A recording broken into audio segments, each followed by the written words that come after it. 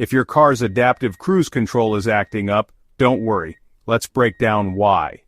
Adaptive cruise control is a smart feature that helps your car keep a safe distance from the vehicle in front. But sometimes, it just stops working, and that can be frustrating. So what's going on? First, check if your windshield or the area around your car's sensors is dirty. Mud, snow, or even bugs can block the sensors. Give them a good wipe, and your system might start working again. Next, consider the weather. Heavy rain, fog, or snow can confuse the sensors, making the system turn off for safety. If the weather clears up, your cruise control should come back online. Another reason? Some systems switch off if you're driving on twisty roads or if your car thinks you're not paying attention. Always check your dashboard for warning lights or messages. They can tell you what's wrong. And finally, there could be a technical problem.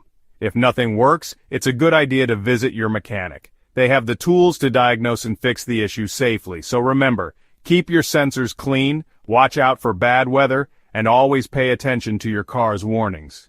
That way you'll get the most out of your adaptive cruise control. Stay safe out there.